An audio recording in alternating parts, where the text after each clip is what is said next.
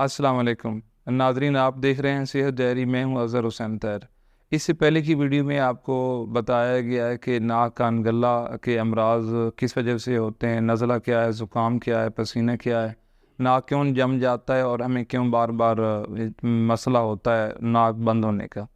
تو یہ ہے کہ اسی نزلہ زکام کے ساتھ جڑا مسئلہ یہ ہے کہ بہت سارے بچے، خواتین، مرد ایسے ملتے ہیں جو کہتے ہیں کہ ہماری ناک کی ایڈی ٹیڑھی ہے اور ہمیں آپریشن تجویز کیا گیا ہے. تو اس کی بھی فرمائی تھی کہ ہم آپریشن سے بچنے کے لیے ENT کے مسائل میں سے کچھ آپ کو بتائیں. پہلی چیز تو یہ ہے کہ آپ پچھلی ویڈیوز لازمی سنیں، ہمارا YouTube چینل سبسکرائب کر لیں تاکہ آپ کو مختلف ویڈیوز ملتی رہیں.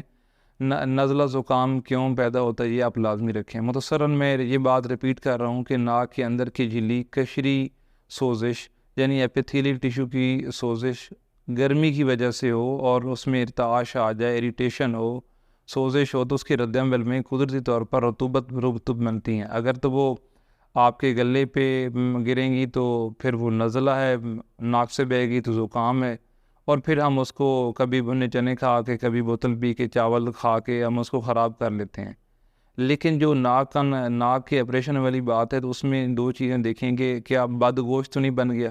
اگر بد گوشت بن گیا تب بھی گرم تر چیزیں کھلائی جاتی ہیں تاکہ وہ تحلیل ہو سکے. اور اگر ہڈی ٹیڑھی ہے تو اس وجہ سے بار بار سوزش ہوتی ہے، تو پھر اس کا کیا علاج کیا جائے؟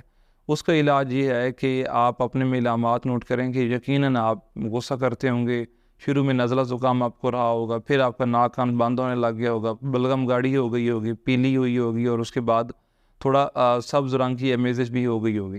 تو پھر غصہ زیادہ آتا ہوگا اور آپ کا ناک بند رہتا ہوگا. اس کے لیے آپ نے یہ کرنا ہے کہ آپ نے ہلدی، ملٹھی اور سونف ہم وزن لینا ہے. لیکن اگر آپ کو پتہ ہے کہ آپ ڈپریشن کے شکار ہیں، آپ کنجسٹیو ہارٹ فیلر کے شکار ہیں، یا آپ کا پیشاب یورین کم بنتا ہے، تو پھر آپ نے ہلدی اور سونف کے ساتھ ملٹھی کی بجائے زیرہ سفید لے لینا ہے. یہ تینوں چیزیں ہم وزن لینی ہیں، اس کو پیس لینا ہے، صاف کرنا ہے، اور چائے والا چاول صبح دوپہر شام استعمال کرنا ہے. اگر تو آپ کا یورین سفید رنگ کا ہے تو پانی سے استعمال کریں. اگر آپ کا یورین پیلے رنگ کا ہے تو پھر آپ نیم گرم دودھ کے ساتھ استعمال کریں.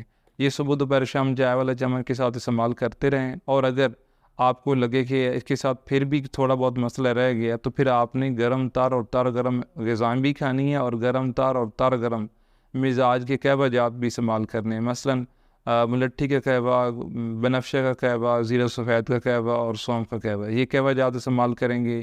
ہلدی، ملٹھی اور سونف اس کا صفوف استعمال کریں گے تو آپ کو انشاءاللہ ناک کے مسئلہ نہیں رہے گا. آپ کو آپریشن نہیں کروانا پڑے گا. آپ کو ناک کے اندر جو گوشت بڑا ہوا اس کا علاج نہیں کروانا پڑے گا.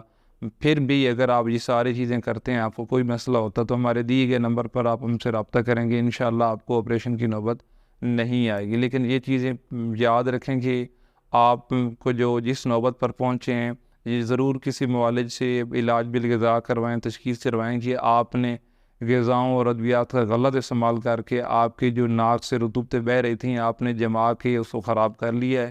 تو اب آپ نے صحیح علاج کروانا تو ڈیفینیٹلی آپ کو ساری علامات اور آپ نے درجہ بتانا ہوگا کہ کب سے آپ کو مسئلہ شروع ہوا اور اب کہاں تک پہنچے ہیں. جنرلی جو چیزیں آپ بنا سکتے ہیں وہ ہم آپ کو تجویز کر دیتے ہیں، لیکن بعض چیزیں ایسی ہوتی ہیں کہ درجات تبدیل ہونے کے ساتھ علاج بھی تبدیل ہو جاتا ہے. تو آپ ہم سے رابطہ کریں تو ہم بغیر کسی چارجز کے ہم آپ کو ساری رہنمائی کریں گے اور علاج بالغذا بتائیں گے. آپ اپنا اور اپنے پیاروں کا خیال رکھیں اور ہماری ویڈیوز دوسروں تک پہنچاتے رہیں. بہت شکریہ.